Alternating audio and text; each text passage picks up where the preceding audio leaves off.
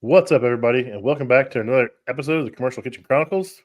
Tonight, Rich Ortega and myself have a very special guest, Michael Naus. I hope I'm saying that right, but we got Michael on, and I've seen Michael on Facebook for a while, some of the groups, and he seems like a pretty cool dude. He's always has some pretty good knowledge he's sharing. So he reached out to me after a post, and said he wanted to come on and talk about his journey into the food service repair industry. So we just want to welcome Michael on. What's going on, man? What's up? How y'all doing? We're here again. That's how I'm feeling. I'm here. I showed up. Dude, I showed up, man. Dude, I'm more out. Like, I've been doing this diet. I've not had booze for 10 days now. No energy drinks. I only had coffee. Did you say no booze? Yeah, no booze. Yeah, no booze. yeah. Rub it in, guys. So I'll keep the logo.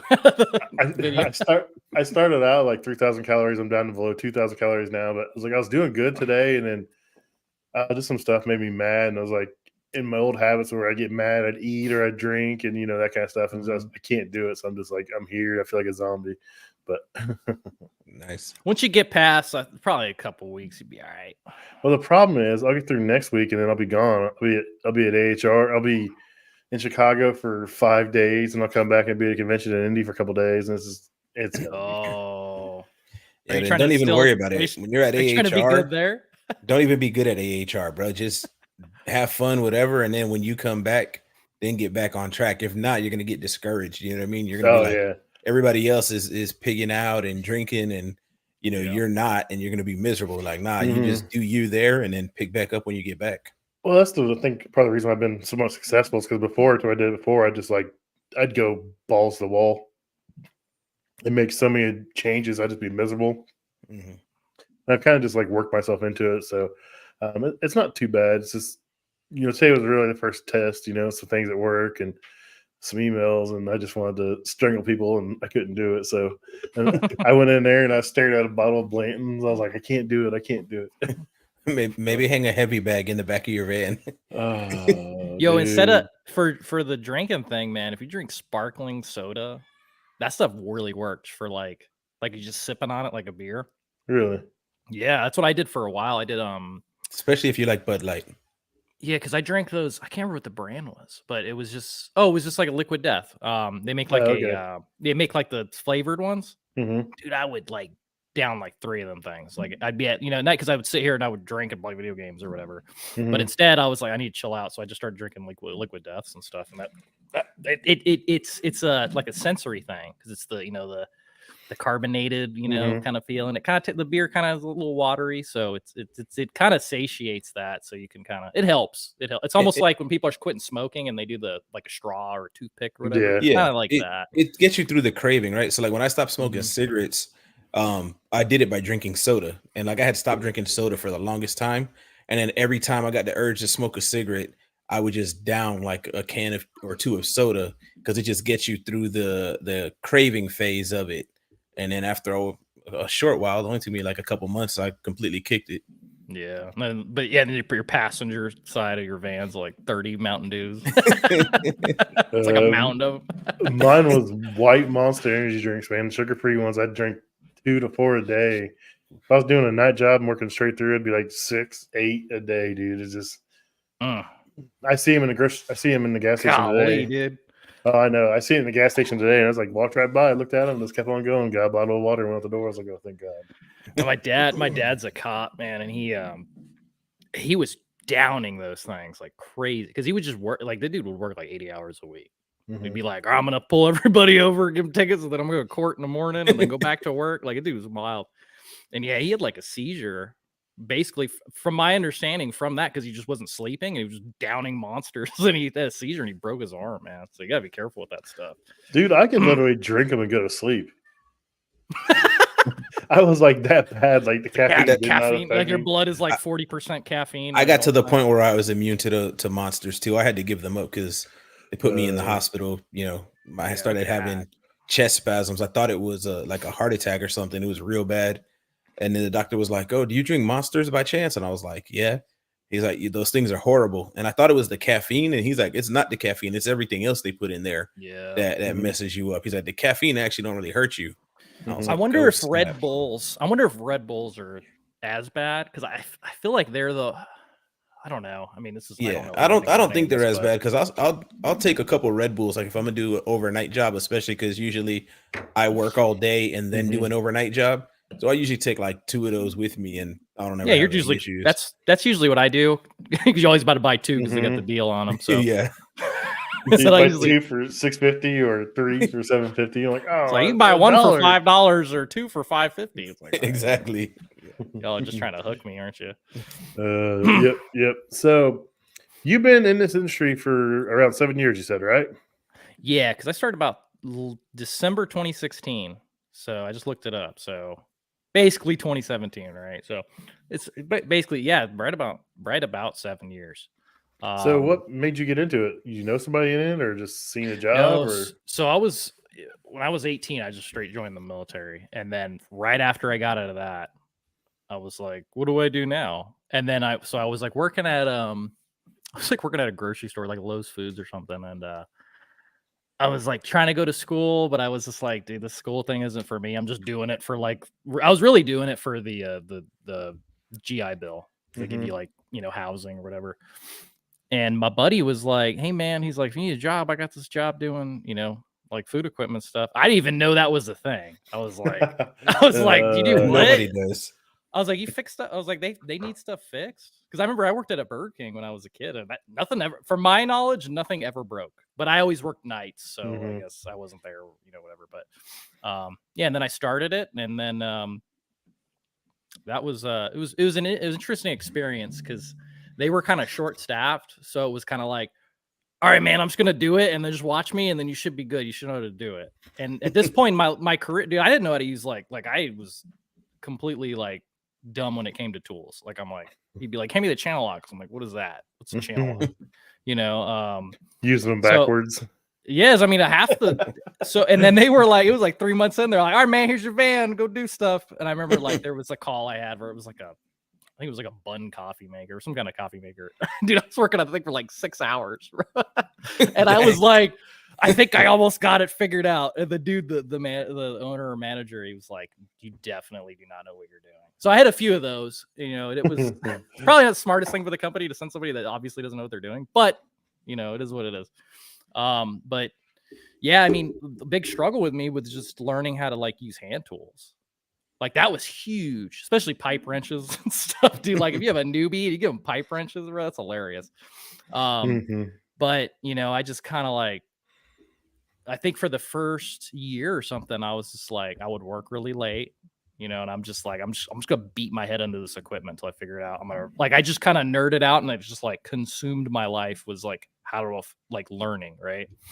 And then after probably about a year, I got decent. Unfortunately, all the other guys that did hot side, because in our old company I used to work for, that was like, it was 3 of us that did hot side, and then there was like 4 that were refrigeration, and a couple of the guys like on the hot side team would do refrigeration too. But so they all left, so it was just me after like a year, I think. And I was getting there, like I was okay, but I definitely needed more experience and stuff. And I just toughed it out, dude. Just grinded, just somehow survived.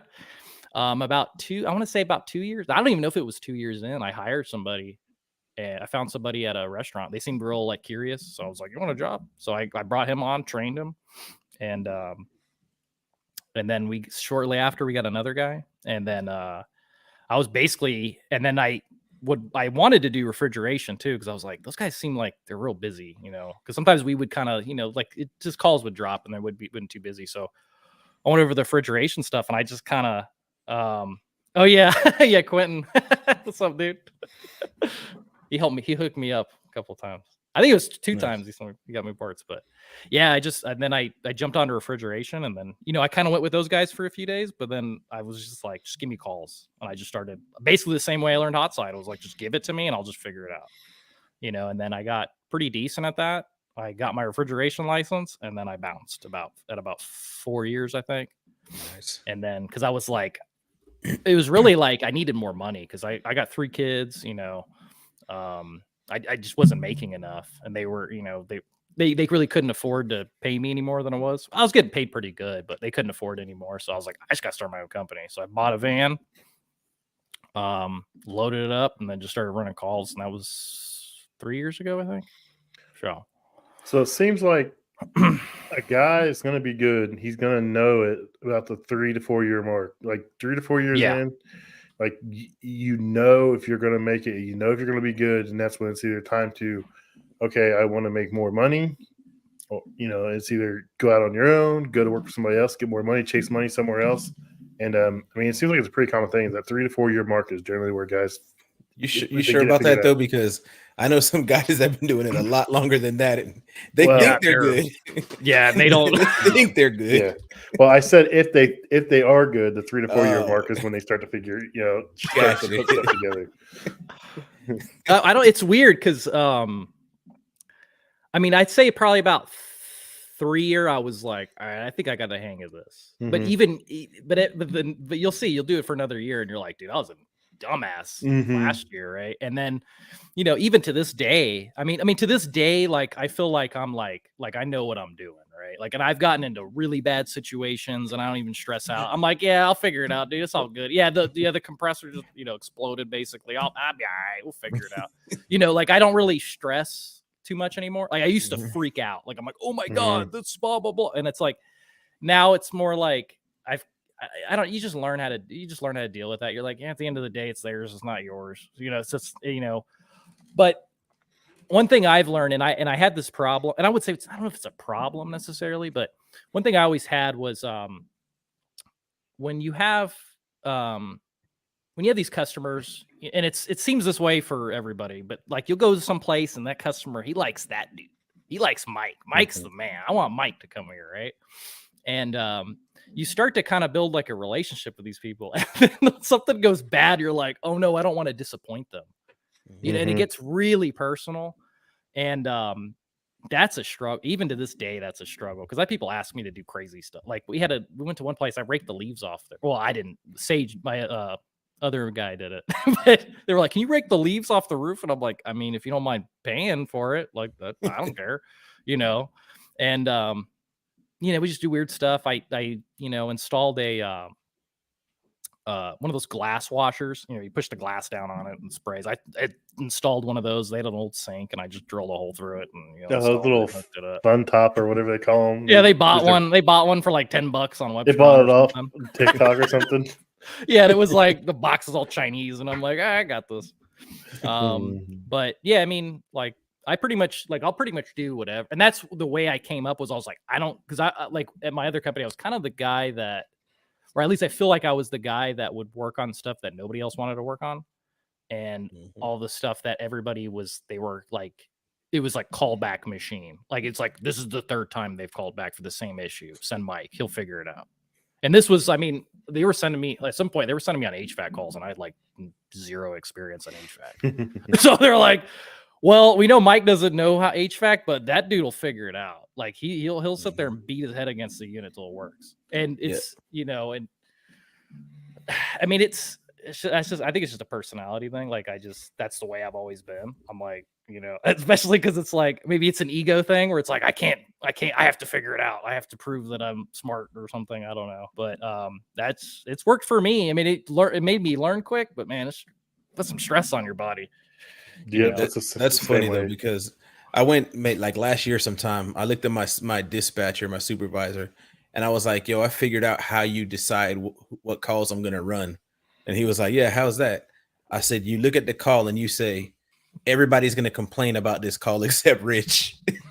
And he busted out laughing so hard. I was like, "See, I knew it," because I was the same way. I'm like, "You can send me to anything. I don't care. I'll work on it. I'll figure it out." Like you said, I'll beat my head against the wall. But my dad always said, "Don't ever let nothing whoop you." So when something starts to whoop me, it's like a pride thing. Like, nah, I ain't gonna let no machine beat me or anything like that. Yeah, I mean, it's a good way to. I mean, I always encourage it. I know not everybody's like that, because I mean, I've had people, and I'm like, bro, if you're freaking out, if you're stressing out, And like, real quick, though, I want to back up to something you said, because it seems to be a reoccurring thing. Because when we had Kenny on, which Refrigeration Man 1988, you said earlier that you got to a point where it kind of consumed you, and then like a year later, you found that you were decent. And like, there's so many people that talk about they want to be a good tech or they want to be a great tech, but they don't do anything after hours, to make themselves better. And that's something I did, something I know, Pat did when early on was, sometimes you got to take your free time and dedicate it to improving the craft. Everybody wants to do it while they're on the clock, while they're getting paid. That's what I see. I see a lot of guys that I work with. They're like, I want to be a tech and this and that. But, when the boss is like, come in an hour early for training, I'm not doing that. We're here. Why don't you study this on your own time? I'm not doing that. But yeah, that's just, something I wanted to highlight, because I keep hearing that again and again. And to just people listening out there, if you want to get better, you are going to have to consume some of this, and you're going to have to take your free time and go over, calls that you did. Yeah, I used to read service manuals in my free time. You know what I mean? Like, I would print out a Manitalk manual from their website or something like that and spend my free time reading it just to learn how their machines operated. So yeah, I mean, I used to print it out. I do the little sharp, like the colored markers with the wiring schematics, and I'm like, okay, this wire goes here, because it would bother me. Like if I didn't figure something out. I mean, this, like, honestly, I think there's like 5 calls maybe that I like just kind of like was like, I can't fix this. Like, out of the thousands of calls that I've gone on, there's only been like 5 when I'm like, I give up. I failed. Like, and and there's been ones where I'm like, dude, you need to junk this thing. I don't consider that. Like, if it's completely beyond repair or it's going to cost more to fix it, like, that doesn't count. But I mean, ones where I was like walking out in shame, you know what I mean? Like, my head down, and I'm like driving home 40 minutes and I'm just completely silent, just like, just thinking about it, just beating myself up mentally about it, so like, I don't know. It's weird. Yeah. But like you said, like, it's like, if you put the effort in, cause I mean, I would come home, that HVACR videos, dude, I watched like every single one of his, single one, even the HVAC ones. I'm like, yeah, shoot. I remember when I was learning refrigeration, I tried finding it the other day, but it was just like a basic refrigeration cycle. And it was just like, the compressor, pulls in, like, it was going over the whole thing. And I watched that like 30 times, or I would watch it like every day, like 2 or 3 times, until I was like, I need this drilled down into my brain. And like I said, like, it just consumed my life. I remember I think it was either year 1 or 2. I told my wife, I was like, all right, hey, here's the deal. I was like, I'm gonna be like at work a lot. I was like, and I'm gonna be grinding like as much as I can. So you might not see me a whole lot. I was like, but I'm doing that so I don't have to do that anymore. I was like, because once I get to the point where I can just fix it all and it's no problem, then I was like, then it'll be no bit. I was like, but let me grind it out, and then we'll be goody, So, and it worked. Like, and the way I always told people, I was like, like I'm kind of like the idea is, I don't, like, if I know more and I'm very knowledgeable and I'm very skilled, then I don't have to work that hard. Because then it's like, I'm not sitting here struggling constantly, right? Like, I'm like, I already know what to do. I'll fix it like that, and then I'm out. But, like you said, like, I see some guys, they've been doing this for a minute, and they're getting callbacks constantly on very silly things. And I'm like, come on, man. Dude, like, just come on, man. Like, you should know better than that. But, and it's I'm true. weird. But I'm weird about it. Like, I obsess. Like, on certain things I get interested in, I'm just like a crack fiend on it. Yeah, that's how I am. That's the way I am too. That's what sets you apart, though. Is you obsess about it. You take it personal too. Though, I mean, if you can't fix something, you're like, why can't I fix this? What's wrong? Yeah, like, I've got a failure. I've got a dish machine right now, and I've been fighting. And I said the very first time, I was like, these rinse arms are bad. And they're like, no, it can't be that, dude. I've done everything. And they're like, oh, we need to change the rinse arms. I was like, dude, I said that 2 visits ago, man.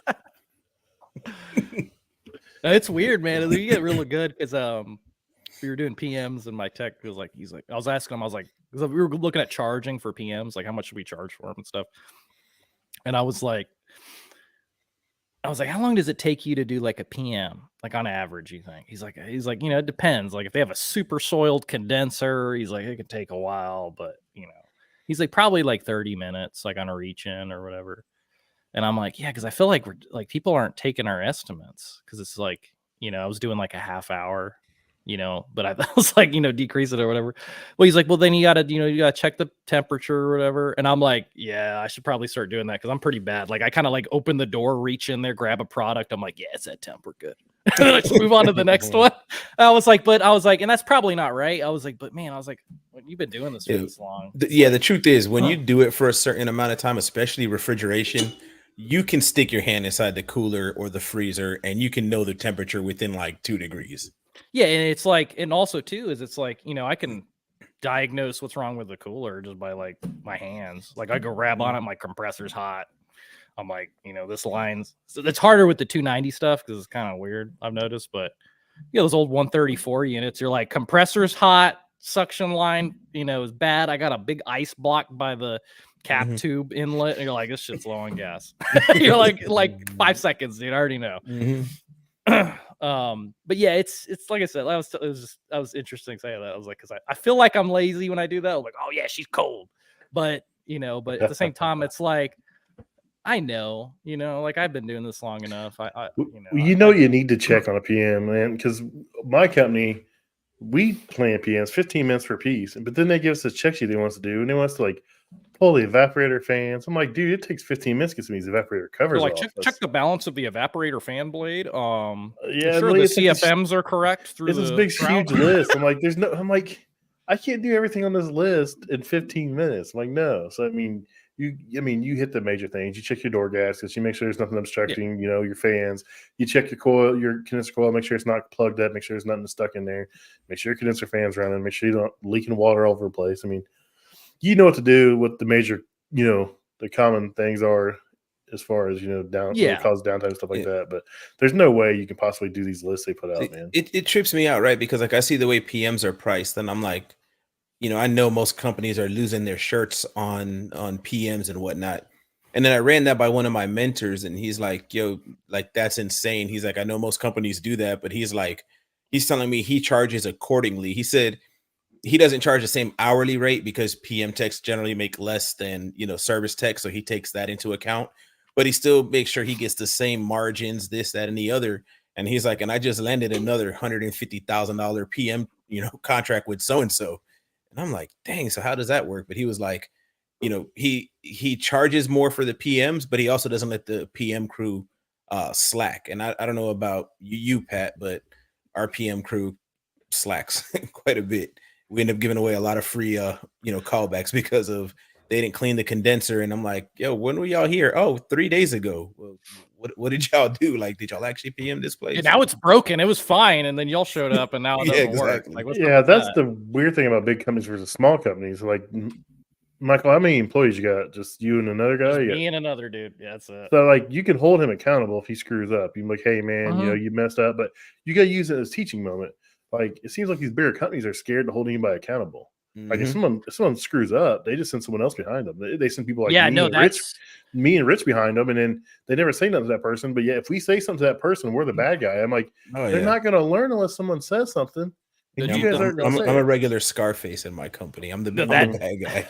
That's what they used to do to me, dude. Like, I was like, oh, it's been 2 times, send Mike out, right? And towards the end of my tenure there, I was just done. Like, I remember we had a call where they did a new equipment for like a freezer, walk-in freezer. And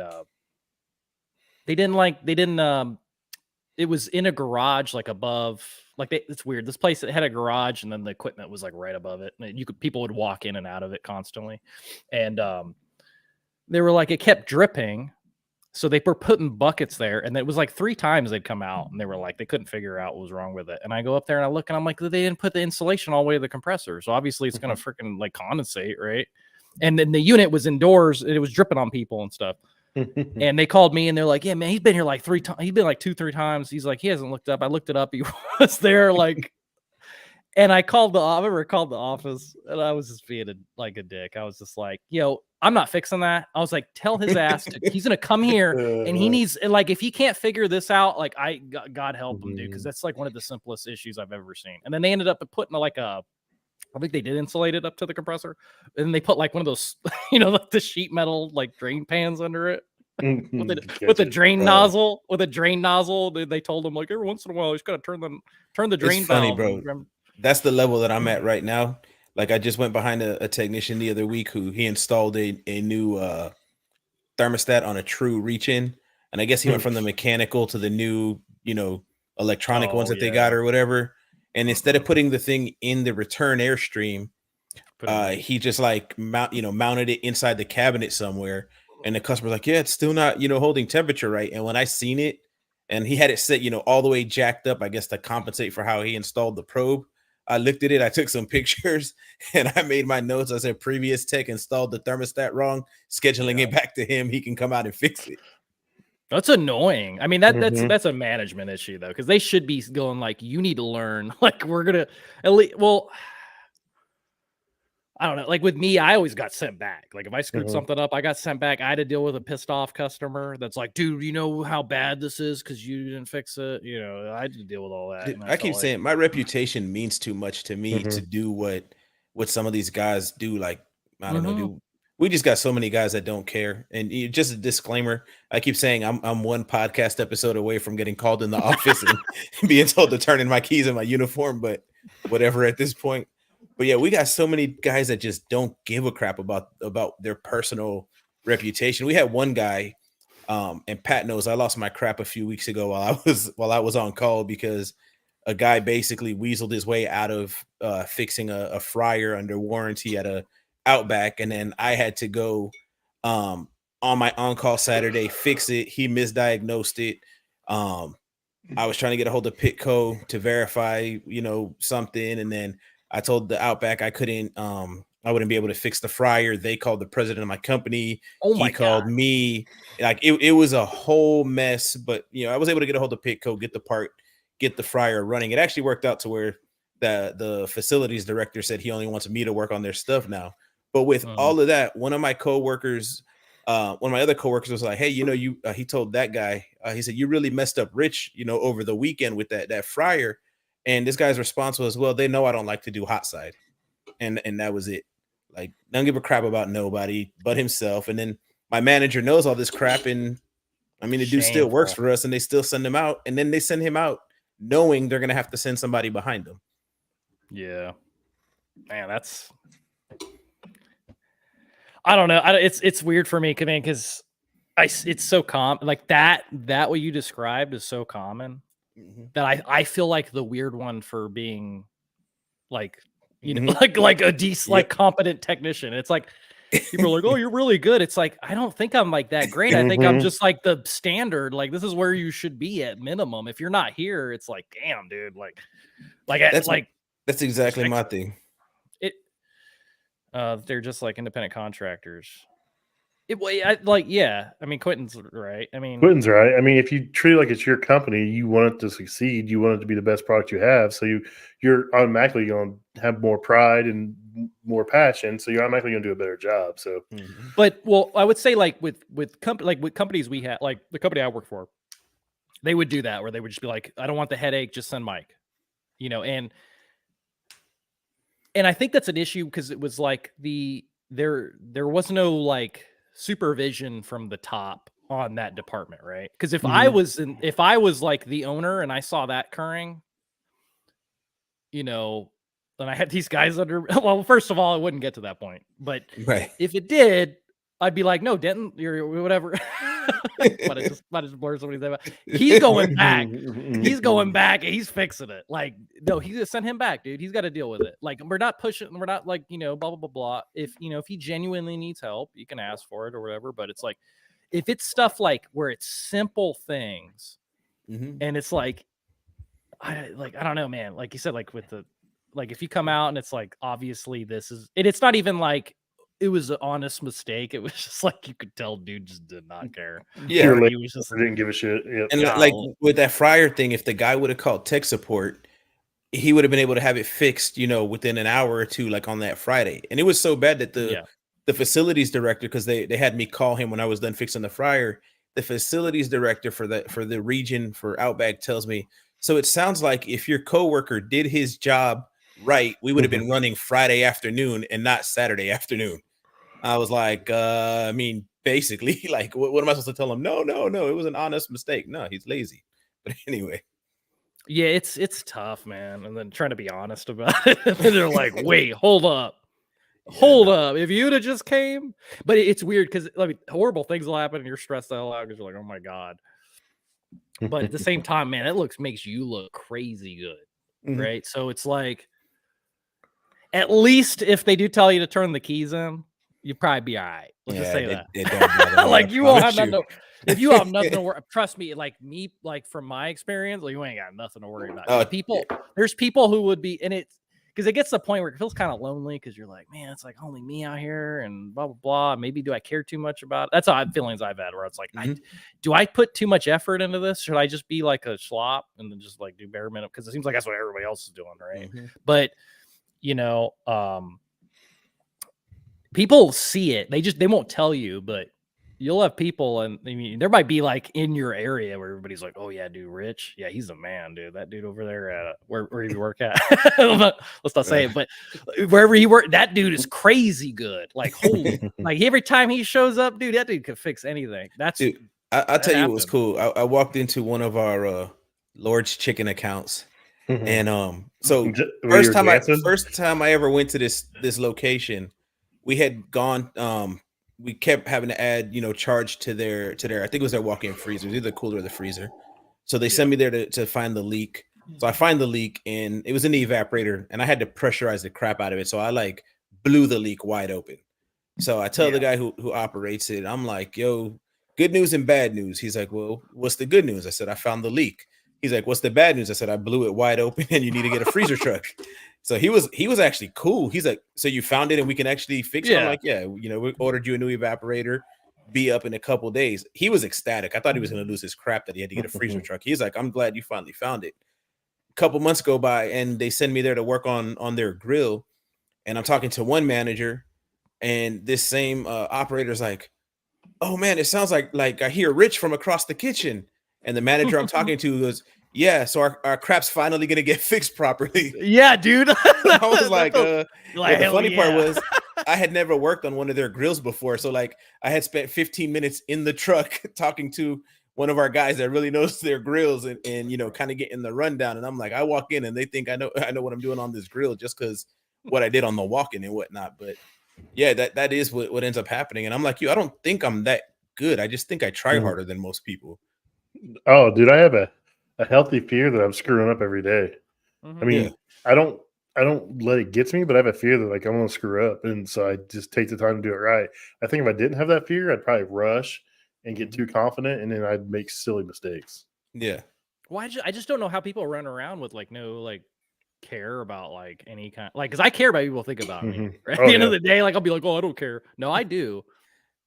And it's like how do y'all run around just knowing that everybody thinks you're like a dirtbag, and then like you just don't care? Like, for me, I say it's a duality because I really don't give a crap what anybody thinks about me, but my reputation is super valuable. Like, yeah, I think it's that because it's like this is what you do, right? This is how you benefit society. So it's like if that is bad, it's like damn, dude. Because that's like you think about it, like every time you talk. Every time somebody's on the news, they're like, this guy, he does this, he's a welder. He, blah, blah, blah. Oh yeah, Gojira. Dusty, somebody knows. Buddy? Dusty knows. Buddy? Dusty knows. Holy man. He knows about the heaviest matter.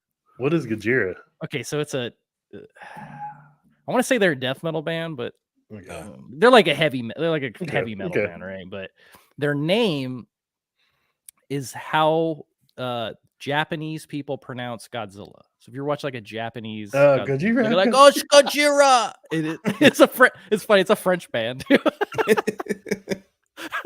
I didn't know, dude. I didn't know that for the longest time. I wore this at work one day, and then someone was like, "Oh, I love Godzilla," and I was like, "Oh, that's where it comes from." That's great. Dusty derailed the whole conversation. He's not even on the show. So Quentin says they do it because companies allow it to happen. That's the suck part. Yep. Yeah, but it's just like it's the personal responsibility part, or the having the pride part. I can't understand, like, because I would think that's the one thing you do for that benefits other people, and I would think that you would want to do it, like to be helpful, right? And it's just like people just don't care, man. It's wild. No. But then you see people and they're all like, oh, I'm depressed or this or that, or I can't, get enough, blah, blah, blah. And I'm like, dude, you could, nowadays, bro, you could learn how to do like almost any job, like on the internet.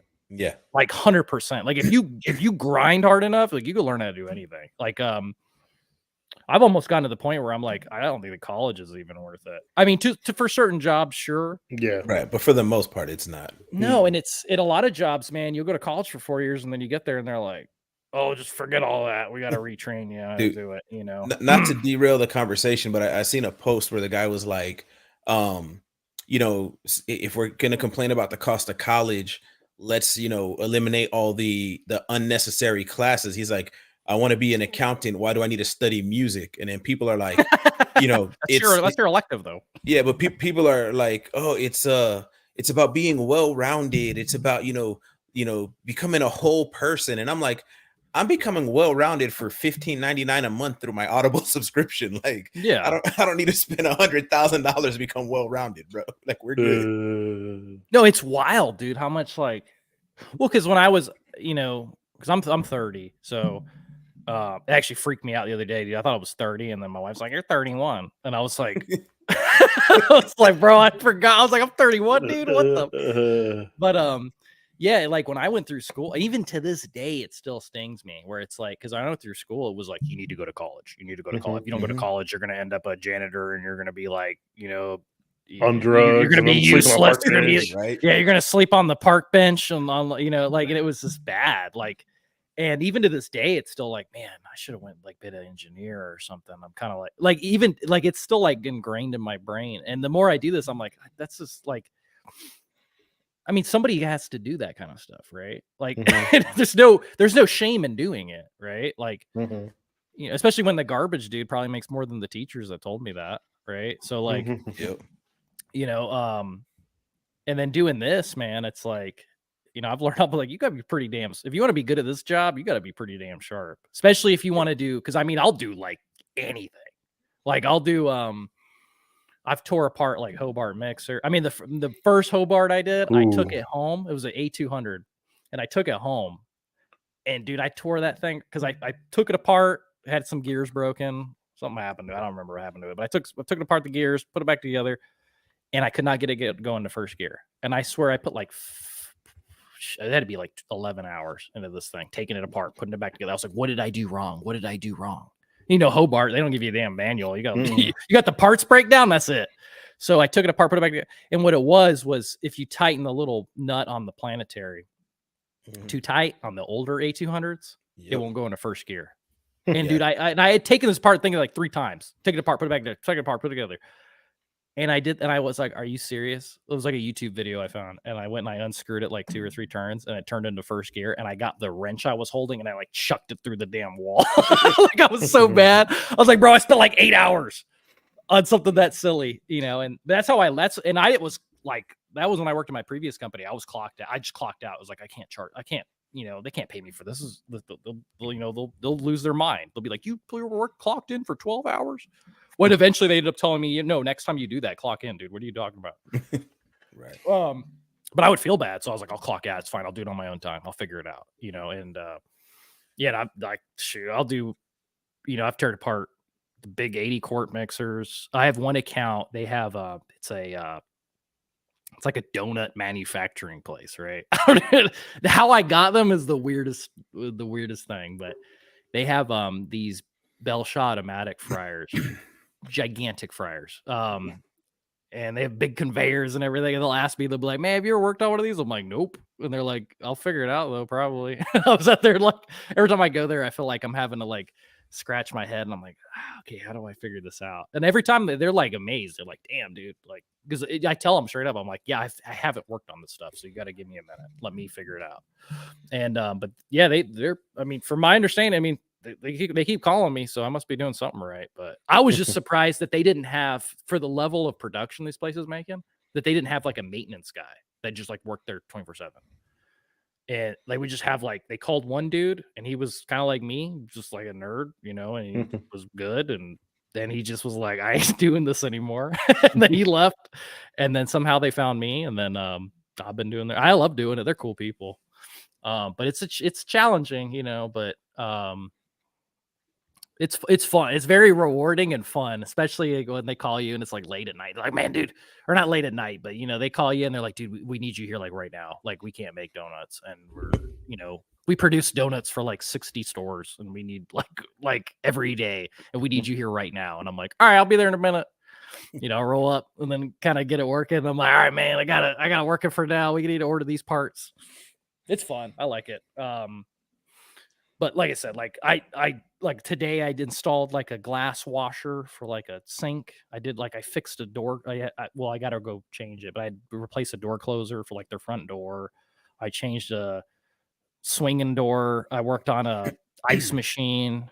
Like me, I'm just kind of like, I mean, if you'll pay for it, like I'll do whatever y'all want. I always was like, there's something you can learn from everything, right? Like you can, if you like, I just try to take on everything, and I'll just be like, yeah, dude, I'll figure it out. It's something to learn, and I feel like at this point, I've kind of gotten to the point where it's like, I think I can pretty much work on whatever, up to a certain point. Like if it gets super crazy, I'm probably like, yeah, I'm not qualified for this, but for most stuff, I think I don't know, man. I feel like everything's fixable, even if it's something crazy. Yeah. I'd probably fix it, I think maybe at a certain point you should probably stop, but I'll try anything. I'm guilty of it. I take on stuff I shouldn't take on, and most of the time I get out of it, get it figured out. But it's always that risk, that chance, especially on But if you're like that, you need to be the leader, because you need to like get everybody like and like I said, not everybody's going to be like that, and that's one thing that I've kind of learned is it's like not everybody's going to be you, but as long as you are there, then it'll be all right. Because you can send people the calls or whatever, and if they can't fix it or whatever, then you just let them. You're like, all right, leave. I'll go there, or maybe I'll send somebody else that knows better. But yeah, never expect anything else never expect you out of another technician. I think that people like us are a little rare, and that's okay. Like, there's nothing wrong with if somebody wants to be this crazy, like they're welcome to, but not everybody's gonna want to do that, right? So, yeah, because like before I was like, man, everybody sucks, man. These guys are lazy and this and that. But it's like I just like maybe it's not that they're normal and that we're the weird ones. Right? That's what I've had to start. That's what I've had to start thinking. I'm like, because there's too many people that operate like that. I'm like, I'm the one that's messed up in the head, which I'm good with that. It makes it easier. Yeah. Hey, Pat, can you highlight this comment from Ray Beals in the chat there? What was the comment? He put a lot of it says slot of people, but he meant a lot of people lost sight of customer service. Oh, yep. Yeah, and Ray's one of my coworkers, and thankfully he was finally the one to send out a email, a pissed off email the other week. But yeah, I just kind of want to rant on that real quick. Something that me and him have talked about, and a few of my other coworkers. This is a customer service, field. And, a lot of technicians think, oh, well, I fixed it and that should be good enough. And it's like, bro, like that's what they paid you for. Like you didn't do anything special by fixing the piece of equipment. That's literally what they called us for, So that is something we do need to get back to, is the customer service side of this industry. It's about more than just fixing stuff. There's communication, there's follow-up, there's a whole bunch of other things that go into being a successful technician. So yeah, I just wanted to highlight that comment because me and Ray talk about that all the time. Yeah, it is 100%. You're taking care of a customer, and now whether they're taking care of their customer by serving food, but our customer is them. So we're fixing it. It is customer service, and a lot of people can't talk to their customers, and it's pretty bad. So, well, this job's really weird with like, oh, go ahead. You're good. I was gonna say Brian's stirring crap. He's asking, he's got a better beard, richer than me, and it's definitely rich because mine's exactly. Mine's I said it's not even a question. From the distance, it doesn't look bad, but if you get up close, it's missing about half of it on the sides. See, Rich has got the full like like the proper beard, like, and this is trimmed up too. I mean, it can get a lot worse than this. This shit looks rough, dude. Like it comes in patchy. This is months worth of work here, guys. It's terrible. I need to get that little roller pin with the derma roller pin. Dude, I guarantee that does not work, but maybe. I seriously doubt it though. I wonder if it works for like your head, like if you're balding or something, like you just like roll it on there. Dude, you should have seen me last week. I hadn't shaved my head in like 3 months. I was just letting it go, and it was terrible. I had the Hulk Hogan going on, and I had like 20 straight hairs up on top. It was bad. And eventually, my wife seen me go in the bedroom and grab the trimmers. She's like, "Oh, thank God." Just get a skullet, man. That shit looks. That's what I lit, said. dude. I was going to grow a skullet. I was going to bleach it white. And I was going to do the hell yeah, the Fu Manchu and bleach it white, and just get a motorcycle and just move to Florida. Skullets are cool. Skullets are very underrated. I'm in the skullet support group because I agree they look pretty sweet if you do them right. But you have to be a little weird. You have to be super weird, in my opinion, to rock a skullet, right? I was just looking at some of these comments, but what were we talking? I was gonna say something. I can't remember. You were talking about customer service. You know, it really is. Oh, yeah. Well, I've noticed with this job, man, it's like it was funny because I saw like a meme where it was like a mechanic shop, and they were like, "Yeah, the mechanics are not good at talking to customers, like they're assholes or whatever." And I was like, "This job, you gotta be kind of like." I feel like you have to be customer, like you have to be good at talking to customers, right? Especially in restaurants, because a lot of restaurant people are very Better watch what you're gonna say. They're very volatile sometimes, right? Well, they're like me. I mean, they're just like I remember my one of my buddies. He was like, "Man, you gotta have your hair cut," and he's like, "You gotta cut your hair, man." He's like, "It's got too long." I was like, "What are you talking about, dude?" And he was like, "You're going into restaurants, man. Like, he's like, you might, you gotta look, clean cut." And I was like, "Do we work at the same place, dude? Because every time I go somewhere, they look like me." I'm like, they're like tatted up, long hair. Like, I'm like, that's who my customers are. I don't know about you, dude, but I caught so much shit one day because I made a post. Like, I was like, I noticed like all these people in these restaurants have these elaborate tattoos, full sleeves and stuff, dude. I'm like, how do these people afford this? I was like, I can't afford this. No, I can't, dude. And it's like, and they get these full elaborate sleeves. I'm like, how the hell they do this? And like, I asked as a question. People, of course, the internet, people take it however they want. They thought I was just, talking down about people having tattoos. I'm like, no, I'd love that full sleeves. You're like, I legitimately want to know. Like yeah, I'm like, I'm trying to figure it out. How can they do this? It's expensive, dude. I got like one tattoo. It was super expensive. I got ripped off. I was off a military post, so I probably got ripped off. Let me just put that dude, I learned a long time ago that you can be a decent tech, and if you have great customer service skills and great communication, you'll go further than a great tech who can't speak to people. Oh, 100%. I mean, a lot of it's perception, right? So one thing I always learned from the military was like perception is reality. If they perceive you as like bad, just because like you fixed it, right? But you just were like a dickhead, right? Yep. You're a bad tech. And that's the truth because they believe it, so therefore it is true, right? Yep. They're the ones paying your bills, so that and so you'd see guys that are just real good swindlers, like real good talkers and stuff. Horrible technicians, like god awful. And it was just like, oh yeah, man, I mean, our walk-in's been down for like 3 weeks, but he said he's almost got it. I'm like, God damn, are you serious, dude? Oh, like, Jesus Christ, dude. That was the hardest thing for me to learn, was to open up and like treat the customers like a human being instead of just like, here, it was broke, I fixed it, I replaced the high limit, or I replaced this. I take pride now in like building relationships with my customers that like, I go in, and I had a guy that was with me one day training, an older guy, he probably in his 50s, man. He was older than my dad's point. And he was like, does that customer know that they're paying you to sit there and talk to him? I was like, that customer would rather me spend 5 minutes to treat him like a human being than be a fucking, be a robot and just rattle off something and walk out the door. I was like, it's guaranteed, even if I did fix it and I told, I had a sour look on my face, zero explanation, they're still going to be mad. I said, I can walk out of here something being broke and not knowing how to fix it, and I can talk my way out of it now. So.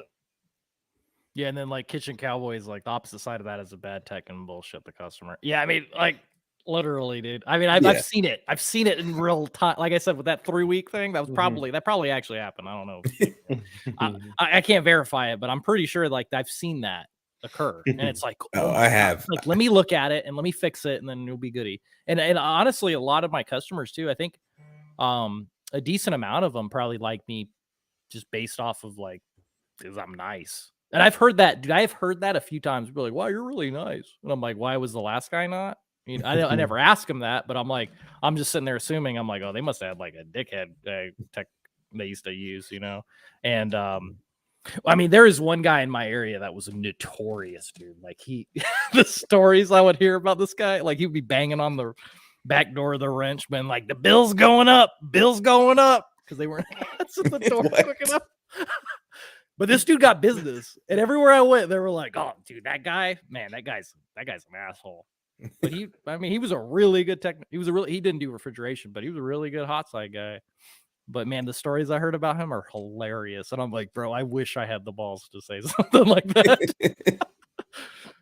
So Quentin says, a lot of my customers are like friends, always have a chat when there's time outside of business. It's nice to have the rapport. Yeah, I run into customers outside of, I'll see them at like Menards or a hardware store or something. And I'm like, and they'll come up and say my name. I'm like trying to think. I'm like, oh, I work here. I'm like, okay, and I recognize them by the uniforms a lot of times. And I see them out in public, and it's cool to get recognized, and they talk to you. But it's just like, my wife's like, how do you know that lady? And I'm like, oh crap. And finally, I'm like, it comes to me like 20 minutes later. She's like, I don't know if I trust that. Okay, I have a couple questions about like customers, right? So. How do you guys feel about customers offering you food? And how do you feel about eating at places that you do work for and they know you? I ain't got no problem with either one of those personally. When I started in this field, I was 220 pounds. My heaviest, I was 440 pounds over a 17-year period. So that goes out the window real fast, man.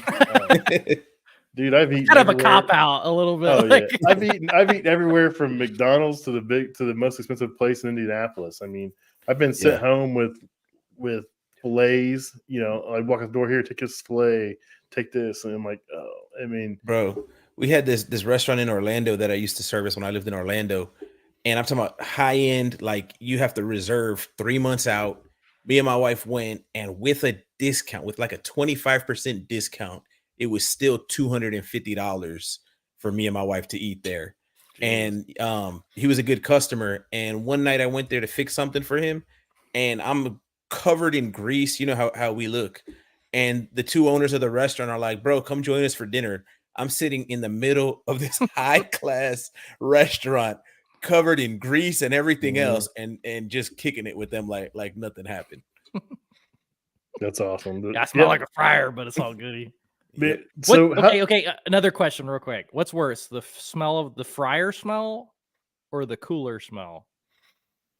Cooler smell. The like you talking about when the cooler it's been down for 3 days. Smell, and, that smell that every cooler has after you touch it, like it has that distinct produce cooler smell. The only smell that bothers me is like when the cooler. You ever see when they have like a cheap cooler and like the metal is pitted, so like chicken guts are in the insulation underneath it. That's the smell. And it's been down for 3 days. Yeah, that's the only smell. Wash your hands and it doesn't go away. Yeah. Yep. It's like in your nostril. It doesn't go away. I can deal with the grease. I mean, the grease smell. I mean, I've worked on every manufacturer out there. I mean, I can deal with that, but that cooler smell just gets me. Yeah, I don't know what it is about it because it doesn't go away. It's like every one of them, like they all have that same smell, and I'm like, what? Like, what is that? Like, the evaporator coils breaking down smell. Is it? Yeah, is it just like copper? Is it just like copper disintegrating smell? It must be. I'm not sure. What were you gonna say? I'm sorry, I didn't mean to cut you off. Oh, so I don't remember. Oh, I feel like the roach smell is nasty too. You ever been in a restaurant so bad you can smell the roaches? Yes. You get next to a unit. That's disgusting. Yes. I don't know. They think maybe they don't. I don't know. I don't know specifically, but yeah, roaches have a smell. I've been in enough roach infested restaurants. Is it like a sour? Is it like a sour smell? I don't know. It's just you can smell roaches. So I used to do this Chinese restaurant, and they had a dish machine. That's the only thing they called us for. And I figured it out the very first time I was there. I got there, and it's like it wouldn't heat. Well, the roaches like that contact because of the resistance and the heat in there, and they get in that contact. Well, some of them get in there, and eventually they get smashed in there, and they keep it from closing. So, like every 3 months they call, it'd be the same thing. Our dish machine's not heating. Oh yeah, so I just go out there with a contactor, and I'd go over and shut the breaker off. I'd pull the contactor out, put a new contactor in, turn it back on, and be out of there in like 30 minutes. You're like, hey man, King China's calling. Go over there, bring a contactor. Dude, I had a country club. I was cleaning their ice machine, and roaches came out of the distribution tube. I lost my crap in that kitchen, bro. I lost it because I hate roaches with a passion. Like me, the only solution to roaches is just like burn the whole place down and start all over again. Yeah, because they're like, it's like super hard to get rid of them, especially when they're in the equipment. Like, Yeah. golly. But we had one dude. It was at this beer shop, and I was taking it was a dishwasher. It was like under the counter, and I was taking the vacuum breaker lid off. And I'm talking to the dude. I'm like, yeah, man, sometimes like this. And I hold the lid and I look, and in the lid I'm holding is a big ass roach, like the size of, like over it. And I went, whoo! And then like chucked it. And I don't like, and the dude started laughing. He's like, oh, that was funny. And then I'm like, I don't know where the screws went, bro. I'm like, they're gone. I was like, I'm just gonna leave the lid off. You're like, you ain't see it anyway. I was like, but it's like, dude, it was just like, woo. And then like the whole time I'm working, it was those big red nasty ones too, man. And God, the whole time I'm working on it, I'm like, oh God, there's another That's one. Why I don't wear a coat. I refuse to wear a coat into a restaurant because I don't want anything crawling in it. Or put your tool bag on the ground. Oh like, yeah, God, dude. Yeah, dude, I'd freak out. I laid down to work on something yesterday. I think it wasn't my son. It was another trainee, another new guy, Jake. He was like, "Oh, look at that big roach there!" It was like crawling right by me. And I like freaked out. I was like, "God damn, man!" I was like, "Don't say that shit." Well, what's your guys' opinion on like? Because like, if I have an employee and he's like, "I'm not fixing it because this thing is infested," right? I'm like, "That's fine, dude. I get it. I'll go work on it." Like, you know, I feel like, is it like a certain point where it's like, bro, we can't work on this thing is infested with roaches. Like, we can't work on this. Or is it because me? I'm kind of like, oh, I'm not a pussy. I'll work on it. Like, I'll swipe them away. My biggest thing with that, because I'm like, I can get some roach spray and whatever, and I'll go to town and I'll charge the customer for the roach spray. But if I'm in a place where I think I'm going to get roaches in my tool bag, that's kind of where I kind of draw the line. Like I remember one time, this guy got mad at me because I'm putting my tool bag on the cutting board of his prep cooler, but he had so many freaking roaches on his floor. I'm like, bro, you understand what's going to happen if I take these roaches back in my van with me? Your cutting board is the least of your worries if that happens. But that's the only thing I hate, because I've had roaches in my van before from leaving my tool bag on the floor. And bro, you cannot get rid of them suckers. Like I would bomb my van every weekend for a month with the like 4, 5, 6 foggers in there, and I still couldn't get rid of them suckers. So we refuse to work on stuff. They let us refuse. Yeah, you're not working.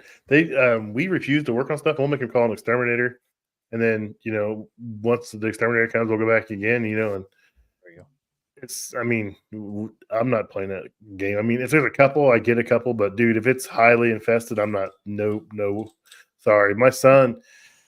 He seen his first major colony one day, and it was at a major steakhouse chain. Recently put in a bunch of combi ovens, and he went to pull a combi oven out. He's like, the wall was moving. I was like, what? He was like, there's so many on the wall. Look, the wall was moving. I was like, holy smokes. I was like, push that thing back in and leave. I was like, no, do not tell them to call an exterminator. Well, like it's always the same, and I'm not going to say it, but it's always the same places that have the bad roach problem. For me, at least. Like I've seen the Chinese places and the Mexican places. I'll say it. Maybe, yeah. Because I remember working on a Hobart A15, and I was at a Mexican place, and I was just like, dude, this is bad. This is like this is not normal when every 4 legs of this dishwasher they have like an entire colony within each, and they're warring against each other near the contactors. Like, I'm like, that's not normal. Turf war. Like, dude, this is insane, dude. The roaches this are throwing is great. Up gang signs. When I look down into the leg and I can see like at least 100 like in the leg, I'm like, that's a serious problem, dude. Like, I'm like, these contactors, they ain't gonna last long, brother, because they're gonna go in there because it's nice and warm and moist. You know what I mean? They're chilling. They're like, yeah, man, that's what I'm talking about. And it's like, but it's only in the dishwasher. Like the rest of the store, I never saw anything. It was just in the dishwasher. So I remember what I was gonna say earlier. So how do you treat when people ask you, what restaurant should I not eat in, or what restaurant's the worst? I just tell them the general thing. If you can see the kitchen, you're generally good. And just because you pay more doesn't mean it's cleaner than anywhere else. I mean, I'm pretty bad. I always tell people, I'm like, they're all, not all of them, but like a lot of them are pretty decent, actually. I mean, I guess if you were inspecting the floor, then you'd be like, yeah, it's nasty. But in terms of like overall, like I'm like, they're mostly the same. Like there's a couple outliers where it's like, dude, this place is like horrifically bad, but that's very, very few, honestly. I mean, like I said, like if you were going inspecting and be like, oh, it's nasty, it's back here, but it's like, dude, nobody ever goes back there. No, food never touches it. And I'm bad. I mean, I've been to like Chinese places where it's like the whole entire dishwasher, like you lift the lid on the thing and it's like infested, and then like I fix it, and then the guy's like, you want some food? And I'm like, hell yeah. You know, like I personally don't care. They're like, yeah, I'm over drink ice anymore. I don't drink ice anymore after I clean ice machines. I'm like, bro, I'll drink the ice before I clean it. I don't care. Like, I really don't care. Like, me personally, I really don't care. Like, honestly. But I get it if some people do. I mean, for me, it's got to be like an insane level of uncleanliness. Like, something that's funny is, to me, whenever I see people, like, say, just, you know, regular people debating about, like, cross-contamination and keeping food not at temp and stuff. And I'm like, if you only understood how much we blow out of proportion cross-contamination and food safety temperature. I'm like, I've changed out walk-in, you know, cooler equipment, and the cooler has been out of temperature for 8 hours and they're still serving food out of it and nobody's sick. I'm like, it takes a lot more than we think to actually, you know, get foodborne illness and whatnot, which makes me wonder when you what actually happened. I think it's good that we're like that, because it's like, you know, to be extra about it. But yeah, I mean, like I had a dude call me, like, I mean, I had a dude one time, he called me, his walk-in cooler wasn't working. And I'm like, I walk in the cooler and, you know, they have the freezer in there too. And I'm like, hey man, is this another cooler you got? And he's like, no, man, that's a freezer, duh. And I'm like, okay, well, it's like 40 degrees. And he's like, and then I remember this place, and I'm like, I'm like, well, it needed a condenser fan motor. I didn't have it. It was like 6 o'clock or something. And then I was like, you might want to move that food out. And he's like, I mean, it's still cold in there, right? And I was like, you know what? I'm just gonna leave. You do what you gotta do, bro. I'm just not gonna eat here because I ain't trying to get. It was like a fish place too, dude. Oh my god! They had fish in there. Like they had fish in there, wasn't frozen in the freezer. Like it was like as I touched it, I remember, and I was moving. I was like, this is like this shit is completely de-thawed. Like beyond de-thawed. I could move it and bend the fish, dude. And this was in the freezer, dude. You know, I love it when you get the freezer call. Oh, it just went down today. And you get there, it's like 52 degrees. I'm like, dude, everything's completely thawed out. Your ice cream's milk. Like, this has been down for days. No, I don't ask questions. I just fix it real quick, and then I've had people literally tell me on their freezers, well, it was at 32 degrees yesterday, and I know 32 is freezing. I'm like, for freaking water, bro. like for water. Yeah, for water, brother. For lettuce, maybe. Yeah. If you're freezing. No, I've had people that call me, and it's like, yeah, that stuff has been de-thawed, and they're like, yeah, it's just like, yeah, I'm not even gonna question. Like, you guys do what you got want to do with the food. That's not my business. I'm just gonna fix it, and I'm out. And, you know, you do you. But I'm like, a lot of places, I'm like, no, they're serving it still, 100%. Most of the places, like, oh, the cooler's at 50 degrees, been off 50 degrees all day. It's like, y'all gonna still serve the food. I already know that. I mean, most of the, I don't know. They might throw it away. I'm talking out my ass a little bit, but I have a strong inclination to believe that they're going to, yeah, it's fine, dude. And you know, and we haven't had mass outbreaks. We haven't had mass outbreaks of food poisoning, so I guess I can't say I've seen a place throw away food for it being 50 degrees for the past 6 hours. And all the time I've been doing this, I've had maybe one customer that would do that, but I promise you that customer would call us. And this again was when I was in Central Florida. I would get a service call on my ticket, and it would be like, the walk-in cooler's at 42 degrees. We need service. And then I would get there and it'd be like, it's been fine since we put the service call in. We figure it's just because our truck was here and we loaded it, but we just wanted to be sure that the cooler was working. And they would pay you an hour and give you free food and everything just to double check that their cooler's still at the right temperature. But aside from that, man, these restaurants don't care. Well, and a lot of it, and let's be fair too, because a lot of it, man, you know, some of the good cooks, man, they can tell when something's bad. They're like, this is no good, because they'll check it. And I've seen them do that, and they know. They're like, yeah, this is bad, dude. I mean, you can tell because some of it gets slimy. There's a certain, especially with pork, you can tell like if it gets real slimy feeling and has a certain smell, you're like, this is no good. But you'd be surprised. I mean, you know, I think, you know, like I said, I think it's good that we're very stringent on the like on the health inspection stuff. Yeah, We're not, in my opinion, we're not enough stringent, but at the same time, it's like these cooks. I mean, like if it was this bad, like if it were, if people would be getting sick from food poisoning, like it'd be like an epidemic, right? Yeah, that's my point. Is like if it was as easy to get sick from food as we thought it was, literally almost everybody that ate out would be sick. I mean, 100%. That's just how it is. That's just like McDonald's, because I don't even think that's real food. But like those fast food places, like I don't think that's real food. Like, did you see the picture of the 12-year-old cheeseburger fries and it still looks the same? They got the chicken nuggets, leave them out for like 3 months, and it's like perfectly fine. Still, it's a little hard, right? But it's like you can still eat it. Or the ice cream. When you get like the Walmart ice cream sandwiches, and you can leave them things out, and they're like, like 90 degrees, and it's still an ice cream sandwich. That blows my mind. Bro. Yeah, there's a problem there. Because they're just cream. It's not even ice cream. It's literally like just like whipped cream, I think. Just I don't know, dude. Like we're putting that in our bodies, but anyways. All right, man. Well, it's been over an hour. It's been an absolute blast. I didn't think it was gonna be this much fun talking to you, and I'm really excited that you came on. And of course, he means no offense by that. Yeah, no offense. If he just said, "I thought you were going to be really boring." No, I didn't. I didn't realize it would be this much fun. Like, bro, I love to talk. Yeah, I've interacted with you online and stuff, and it's like this is like completely different. I figured you're going to be quiet and stuff because it just seems that way. But no, you're not. So it's been a great time having you on, and we'll have to get you back on with Jason or maybe Dusty or somebody, and have you come back on and we'll talk some more. I mean, it was a great time. So, if you want to drop any of your social media, you can. If you don't want people harassing you, you don't have to. So it's I don't have much yet, man. I mean, you can and I'm gonna just throw this out there. You're hiring, right? Did you say you were hiring or no? Am I tripping? I don't know. Like maybe the right person. He might be hiring for the right person in the Raleigh area. I'm legit. Let's make this happen. Maybe, but I'm still kind of, like I said, I'm still kind of figuring it out. It's working good for me so far. But yeah, if somebody came on was like, bro, let's take over the state, let's do it. Oh yeah, I'd probably hire him. So if you're really good or don't know anything and really need to be trained, if you're a nerd like me, trained or not, I'll hire you. Something like that. Yeah. All right, guys. Well, have a good night.